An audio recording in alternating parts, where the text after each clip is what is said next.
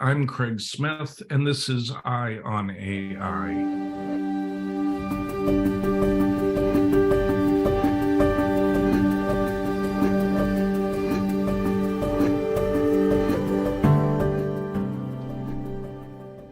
This week, I talked to Ilya Switzkerver, a co-founder and chief scientist of OpenAI and one of the primary minds behind the large language model GPT-3 and its public progeny, ChatGPT, which I don't think it's an exaggeration to say is changing the world. This isn't the first time Ilya has changed the world. Geoff Hinton has said he was the main impetus for AlexNet, the convolutional neural network whose dramatic performance stunned the scientific community in 2012 and set off the deep learning revolution.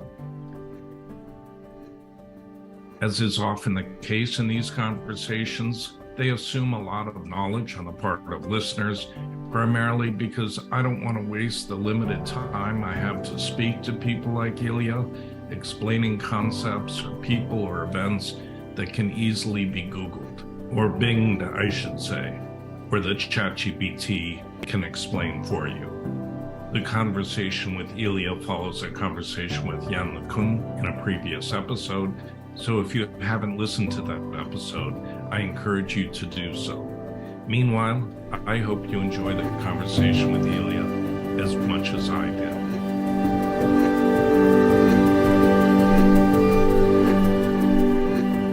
Ilya, it's terrific to meet you, to talk to you. I watched many of your talks online and read many of your papers. Can you start just by introducing yourself, a little bit of your background? I know you were born in Russia, where you were educated, what got you interested in computer science, if that was the initial impulse, or brain science, neuroscience, or whatever it was, and then I'll start asking questions. Yeah, I can talk about that a little bit.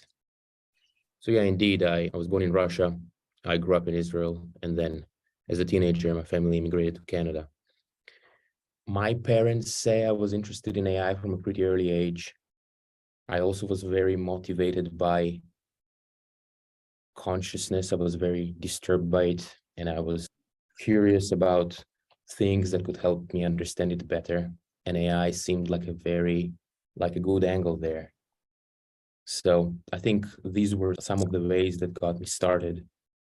And I actually started working with Geoff Hinton very early, when I was 17, because we moved to Canada and I immediately was able to join the University of Toronto. And I really wanted to do machine learning because that seemed like the most important aspect of artificial intelligence that at the time was completely inaccessible. Like, to give some context, the year was 2003. Today, we take it for granted that computers can learn. But in 2003, we took it for granted that computers can't learn. The biggest achievement of AI back then was Deep Blue, the chess playing engine. Yeah.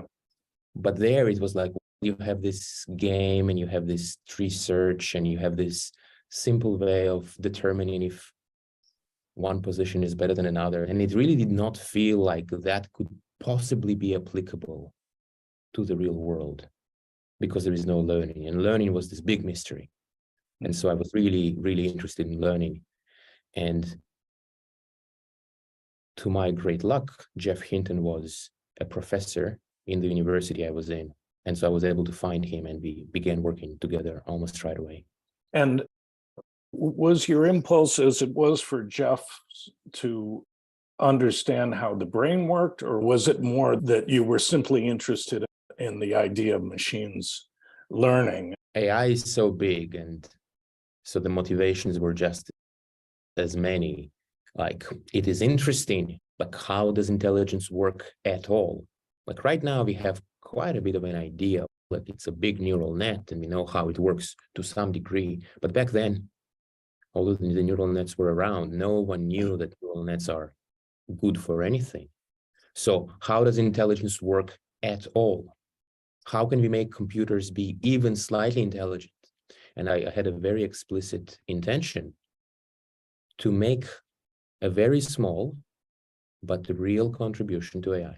Because there were lots of contributions to AI which weren't real, which were, like I could tell for various reasons that they weren't real, that nothing would come out of it.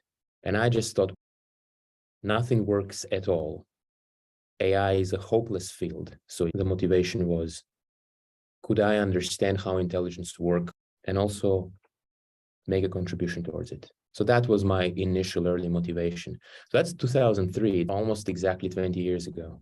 And then Alex, and I've spoken to Jeff, and he said that it was really your excitement about the breakthroughs in convolutional neural networks that led you to apply for the ImageNet competition, and that Alex had the coding skills to train the network. Can you talk just a little bit about that? I don't want to get bogged down in history, but it's fascinating.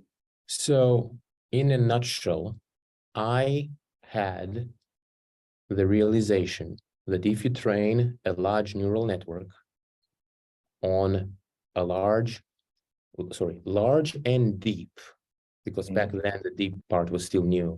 If you train a large and a deep neural network on a big enough data set that specifies some complicated task that people do, such as vision, but also others, and you just train that neural network, then you will succeed necessarily. And the logic for it was very irreducible, where we know that the human brain can solve these tasks and can solve them quickly. And the human brain is just a neural network with slow neurons. So we know that some neural network can do it really well. So then we just need to take a smaller but related neural network and just train it on data. And the best neural network inside the computer will be related to the neural network that we have that performs this task. So it was an argument that the neural network, the large and deep neural network, can solve the task. And furthermore, we have the tools to train it. That was the result of the technical work that was done in Jeff's lab. So you combine the two, we can train those neural networks. It needs to be big enough so that if you trained it, it would work well. And you need the data which can specify the solution. And with ImageNet, all the ingredients were there. Alex had these very fast convolutional kernels. ImageNet had the large enough data, and there was a real opportunity to do something totally unprecedented, and it totally worked out. Yeah. That was supervised learning and convolutional neural nets. In 2017, the Attention is All You Need paper came out introducing self-attention and transformers. At what point did the GPT project start? Was there some intuition about transformers and self-supervised learning? Can you talk about that? So for context, at OpenAI, from the earliest days, we were exploring the idea that predicting the next thing is all you need. We were exploring it with the much more limited neural networks of the time. But the hope was that if you have a neural network that can predict the next word, the next pixel, really it's about compression. Prediction is compression. And predicting the next word is not, let's see, let me think about the best way to explain it. Because there were many things going on, and they were all related. Maybe I'll take a different direction. We were indeed interested in trying to understand how far predicting the next word is going to go and whether it will solve unsupervised learning. So back before the GPTs, unsupervised learning was considered to be the holy grail of machine learning. Now it's just been fully solved and no one even talks about it, but it was a holy grail. It was very mysterious. And so we were exploring the idea. I was really excited about it, that predicting the next word well enough is going to give you unsupervised learning. If it will learn everything about the data set, that's going to be great. But our neural networks were not up for the task. We were using recurrent neural networks. When the transformer came out, it was literally, as soon as the paper came out, literally the next day, it was clear to me, to us, that transformers address the limitations of recurrent neural networks of learning long-term dependencies. It's a technical thing, but it was like we switched to transformers right away. And so the very nascent GPT effort continued then. And then, like with the transformer, it started to work better, and you make it bigger, and then we realized we need to keep making it bigger, and we did. And that's what led to eventually GPT-3 and essentially where we are today. Yeah. And I just wanted to ask, actually, I'm getting caught up in this history, but I'm so interested in it. I want to get to the problems or the shortcomings of large language models or large models generally. But Rich Sutton had been writing about scaling and how that's all we need to do. We don't need new algorithms. We just need to scale. Did he have an influence on you, or was that a parallel track of thinking?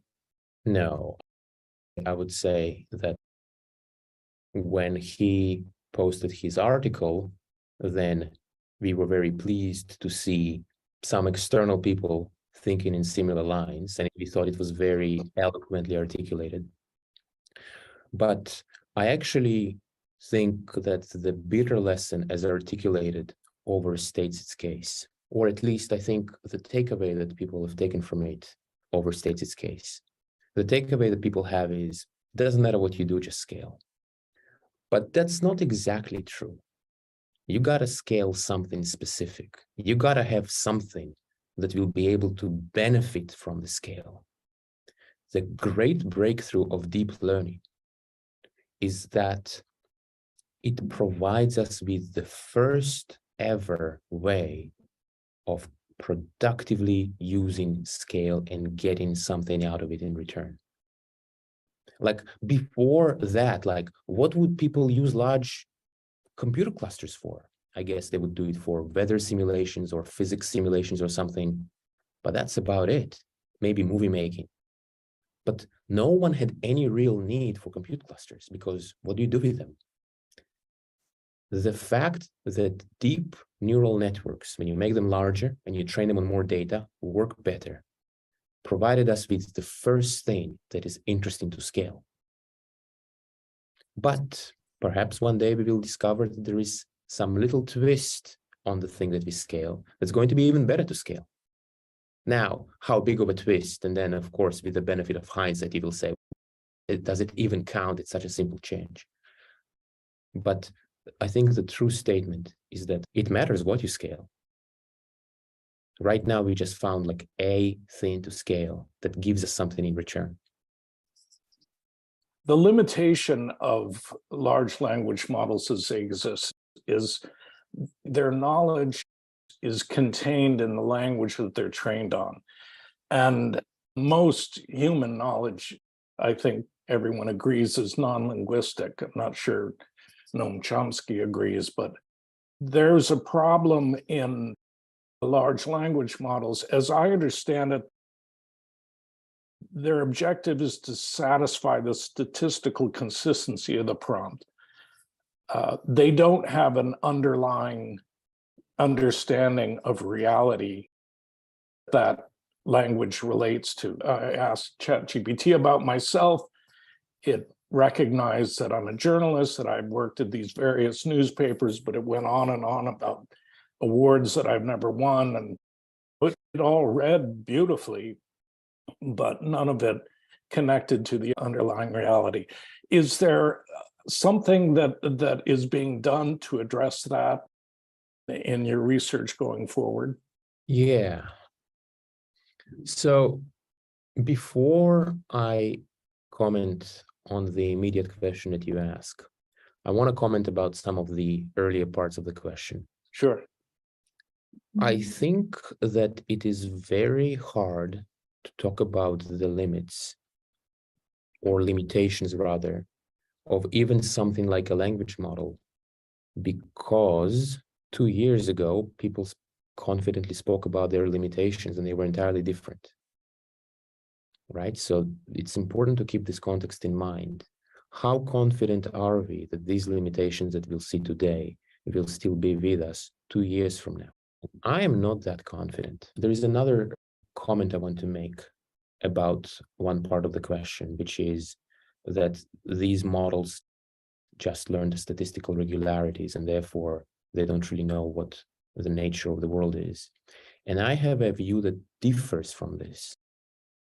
In other words, I think that learning the statistical regularities is a far bigger deal than meets the eye. The reason we don't initially think so is because we haven't, at least most people, those who haven't really spent a lot of time with neural networks, which are on some level statistical, like what's a statistical model? You just feed some parameters, like what is really happening? But I think there is a better interpretation. To the earlier point of prediction as compression, prediction is also a statistical phenomenon. Yet to predict, you eventually need to understand the true underlying process that produced the data. To predict the data well, to compress it well, you need to understand more and more about the world that produced the data. As our generative models become extraordinarily good, they will have, I claim, a shocking degree of understanding of the world and many of its subtleties. But it's not just the world. It is the world as seen through the lens of text. It tries to learn more and more about the world through a projection of the world on the space of text, as expressed by human beings on the internet. But still, this text already expresses the world. And I'll give you an example, a recent example, which I think is really telling and fascinating. So we've all heard of Sydney, Bing's alter ego. And I've seen this really interesting interaction with Sydney, where Sydney became combative and aggressive when the user told it that it thinks that Google is a better search engine than Bing.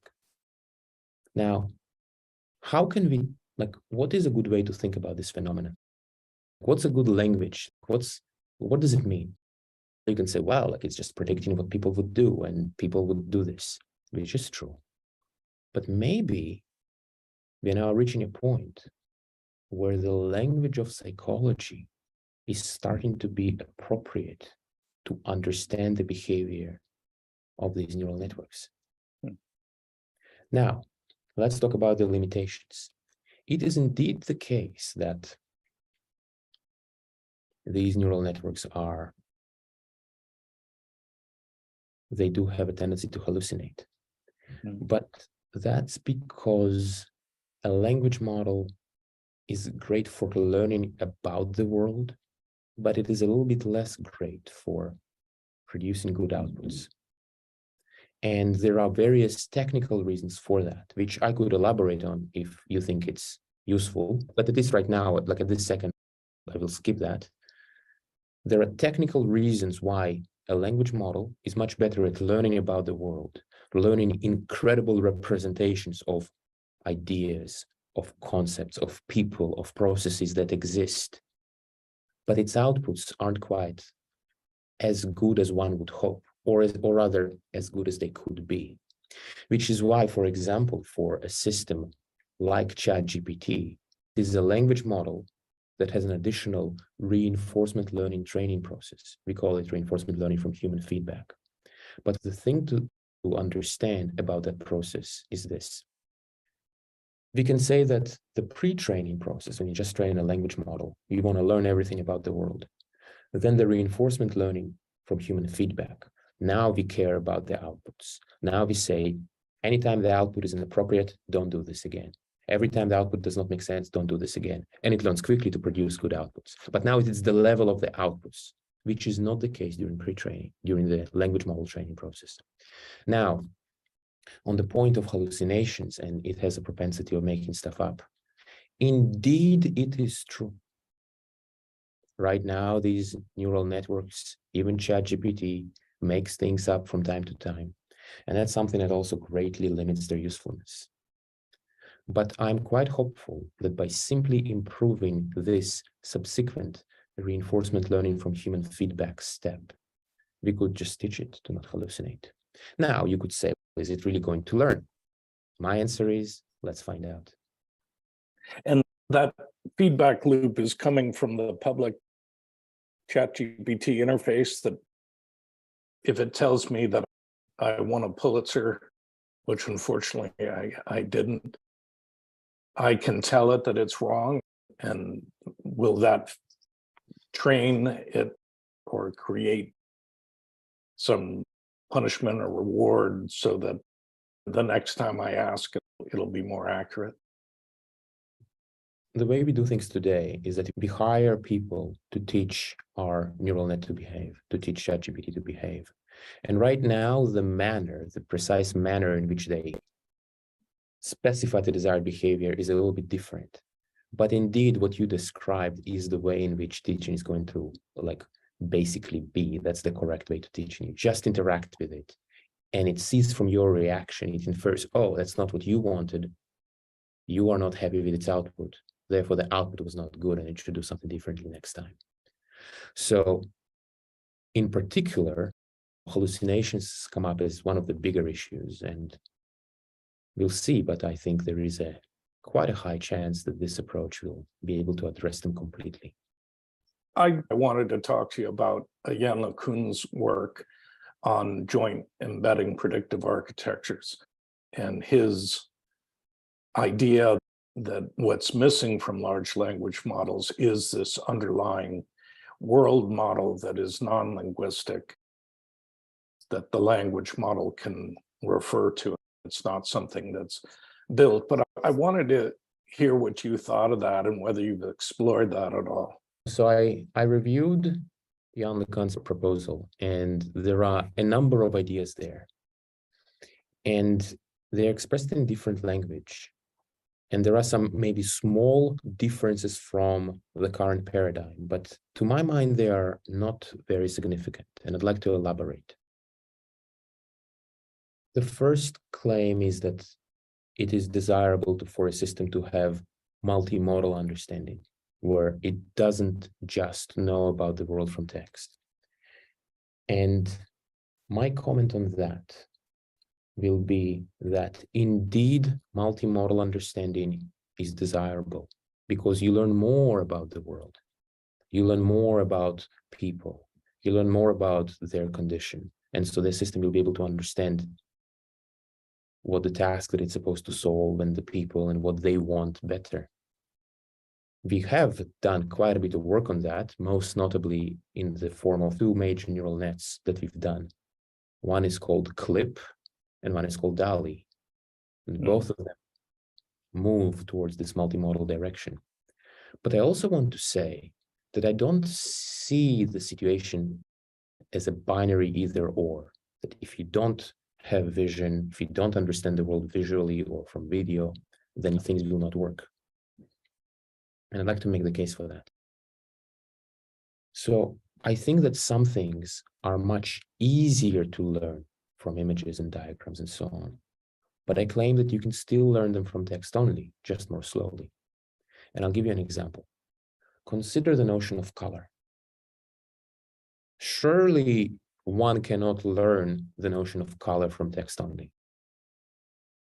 And yet, when you look at the embeddings, I need to make a small detour to explain the concept of an embedding. Yeah. Every neural network represents words, sentences, concepts through representations, embeddings, high-dimensional vectors. And one thing that we can do is that we can look at those high-dimensional vectors and we can look at what's similar to what. How does the network see this concept or that concept? And so we can look at the embeddings of colors. And embeddings of colors happen to be exactly right. You know, it knows that purple is more similar to blue than to red, and it knows that purple is less similar to red than orange is. It knows all those things just from text. How can that be? So if you have vision, the distinctions between color just jump at you. You immediately perceive them. Whereas with text, it takes you longer. Maybe you know how to talk and you already understand syntax and words and grammars, and only much later you say, oh, these colors, actually start to understand them. So this will be my point about the necessity of multimodality, which I claim it is not necessary, but it is most definitely useful. I think it's a good direction to pursue. I just don't see it in such stark either or claims. So the proposal in the paper makes a claim that one of the big challenges is predicting high dimensional vectors which have uncertainty about them. So for example, predicting an image, like the paper makes a very strong claim there that it's a major challenge and we need to use a particular approach to address that. But one thing which I found surprising, or at least unacknowledged in the paper, is that the current autoregressive transformers already have that property. I'll give you two examples. One is, given one page in a book, predict the next page in a book. There could be so many possible pages that follow. It's a very complicated high-dimensional space, and we deal with it just fine. The same applies to images. These autoregressive transformers work perfectly on images. For example, like with OpenAI, we've done work on the GPT. We just took a transformer and we applied it to pixels, and it worked super well. And it could generate images in very complicated and subtle ways. It had the very beautiful unsupervised representation learning. With DALL-E 1, same thing again. You just generate, think of it as large pixels, like rather than generate a million pixels, we cluster the pixels into large pixels and we generate 1,000 large pixels. I believe Google's work on image generation from earlier this year called Party, I believe they also take a similar approach. So the part where I thought that the paper made a strong comment around, well, the current approaches can't deal with predicting high dimensional distributions, I think they definitely can. So maybe this is another point that I would make. And then what you're talking about, converting pixels into vectors, it's essentially turning everything into language. You know, the vector is like a string of text, right? Define language, though. You turn it into a sequence. Yeah. A sequence of what? Like you could argue that even for a human, life is a sequence of bits. Now, there are other things that people use right now, like diffusion modes, where they produce those bits rather than one bit at a time, they produce them in parallel. But I would argue that on some level, this distinction is immaterial. I claim that on some level, it doesn't really matter. It matters as in like you can get a 10x efficiency gain, which is huge in practice. But conceptually, I claim it doesn't matter. On this idea of having an army of human trainers that are working with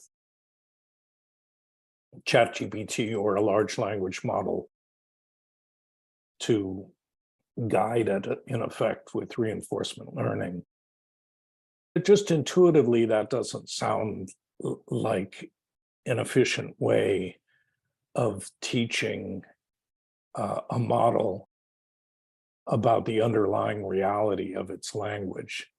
Yeah. Isn't there a way of automating that? And to Jens' credit, I think that's what he's talking about, is coming up with an algorithmic means of teaching a model the underlying reality without a human having to intervene. Yeah, so I have two comments on that. I think, so the first place, so I have a different view on the question, so I wouldn't agree with the phrasing of the question. Yeah. I claim that our pre-trained models already know everything they need to know about the underlying reality. They already have this knowledge of language and also a great deal of knowledge about the processes that exist in the world that produce this language. And maybe I should reiterate this point. It's a small tangent, but I think it's so important. The thing that large generative models learn about their data, and in this case, large language models about text data, are some compressed representations of the real world processes that produce this data, which means not only people and something about their thoughts, something about their feelings, but also something about the condition that people are in and the interactions that exist between them, the different situations a person can be. All of these are part of that compressed process that is represented by the neural net to produce the text. The better the language model, the better the generative model, the higher the fidelity, the better it captures this process. So that's the first comment I will make. And so in particular, I will say, the models already have the knowledge. Now, the army of teachers, as you phrase it, indeed, when you want to build a system that performs as well as possible, you just say, okay, like if this thing works, do more of that. But of course, those teachers are also using AI assistants. Those teachers aren't on their own. They are working with our tools together. They are very efficient. It's like the tools are doing the majority of the work, but you need to have oversight. You need to have people reviewing the behavior, because you want to have it to eventually to achieve a very high level of reliability. But overall, I'll say that we are at the same time, this second step, after we take the finished pre-trained model, and then we apply the reinforcement learning on it, there is indeed a lot of motivation to make it as efficient and as precise as possible, so that the resulting language model will be as well behaved as possible. So yeah, there is these human teachers who are teaching them a model with desired behavior. They are also using AI assistants. And the manner in which they use AI assistants is constantly increasing. So their own efficiency keeps increasing. So maybe this will be one way to answer this question. Yeah. And so what you're saying is, through this process, eventually the model will become more and more discerning, more and more accurate in its outputs. Yes, and that's right. There is an analogy here, which is it already knows all kinds of things. And now you just want to really say, no, this is not what we want. Don't do this here. You made a mistake here in the output. And of course, it's exactly as you say, with as much AI in the loop as possible, so that the teachers who are providing the final correction to the system, their work is amplified. They're working as efficiently as possible. So it's not unlike an education process, how to act well in the world. We need to do additional training just to make sure that the model knows that hallucination is not okay ever. And then once it knows that, now you are in business. I see. And it's that reinforcement learning human teacher loop that will teach it. Human teacher loop or some other variant, but there is definitely an argument to be made that something here should work. And we will find out pretty soon. Either way. That's one of the questions. Where is this going? What research are you focused on right now? I can't talk in detail about the specific research that I'm working on, but I can mention a little bit. I can mention some of the research in broad strokes. And it would be something like, I'm very interested in making those models more reliable, more controllable, make them learn faster from less data, less instructions, make them so that indeed they don't hallucinate. And I think that all this cluster of questions which I mentioned, they're all connected. And there's also a question of how far in the future are we talking about in this question? And what I commented here on is the perhaps nearer future. You talk about the similarities between the brain and neural nets. There's a very interesting observation that Jeff Hinton made to me. I'm sure it's not new to other people, but that large models, or large language models in particular, hold a tremendous amount of data with a modest number of parameters compared to the human brain, which has trillions and trillions of parameters, but a relatively small amount of data. Have you thought of it in those terms? And can you talk about what's missing in large models to have more parameters to handle the data? Is that a hardware problem or a training problem? This comment which you made is related to one of the problems that I mentioned in the earlier questions of learning from less data. Indeed, the current structure of the technology does like a lot of data, especially early in training.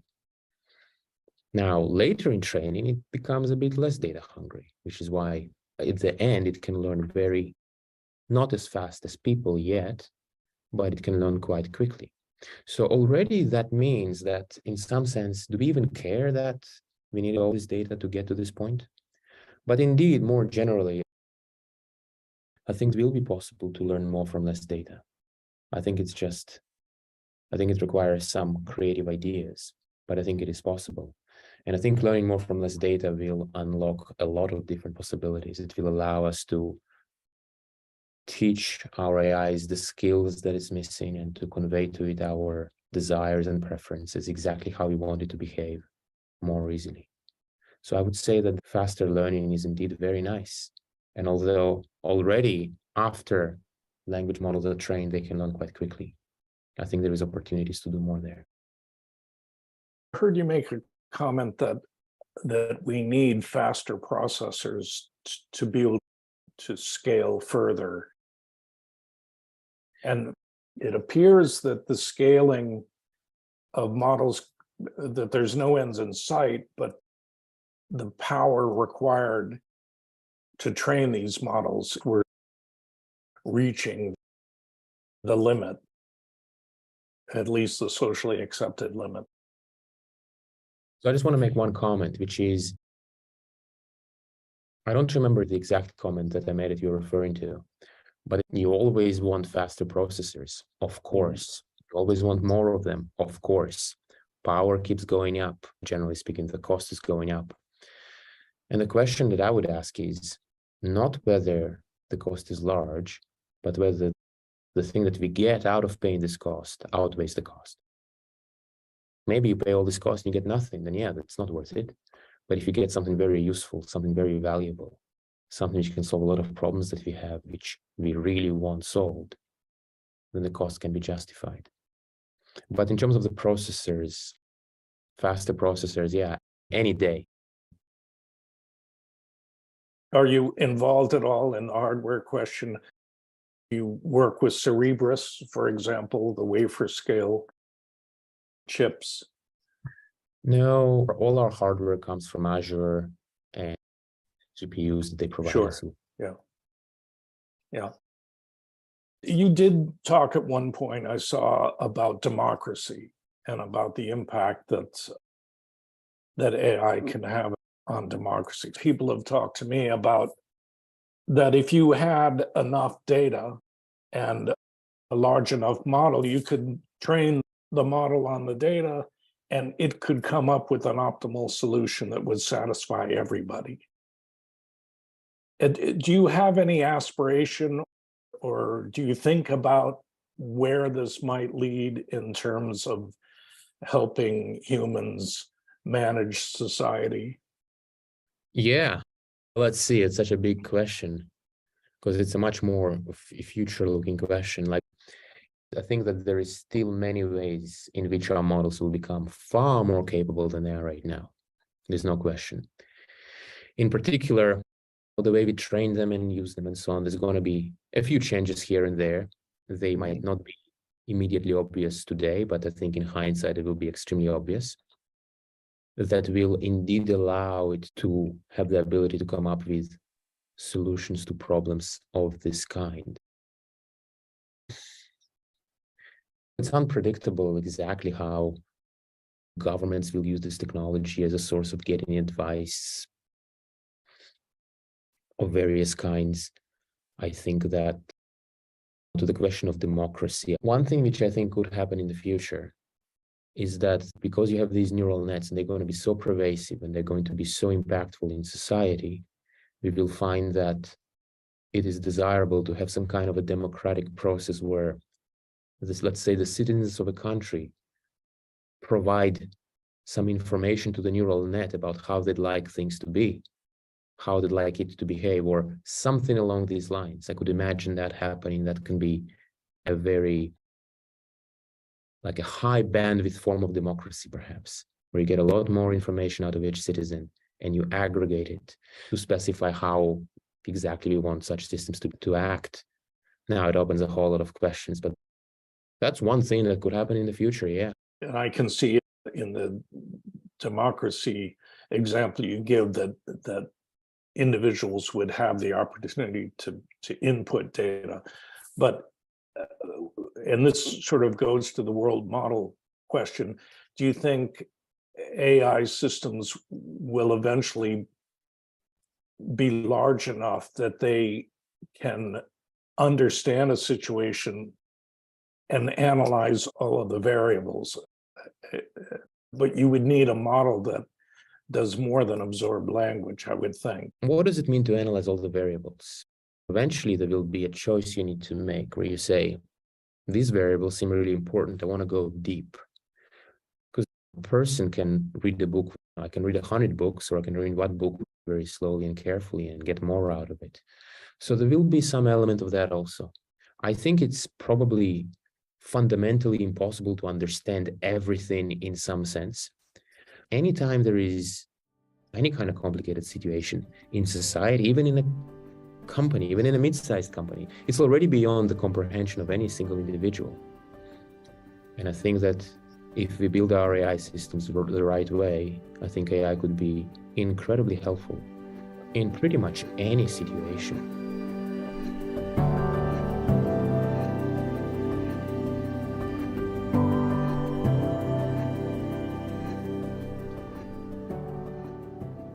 That's it for this episode. I want to thank Ilya for his time.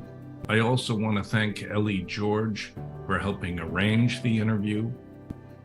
If you want to read a transcript of this conversation, you can find one on our website, Eye on AI. That's EYE-ON.AI. We love to hear from listeners, so feel free to email me at Craig, C-R-A-I-G, at EYE-ON.AI. I get a lot of emails, so put listener in the subject line so I don't miss it. We have listeners in 170 countries and territories. So remember, the singularity may not be near, but AI is changing your world, so pay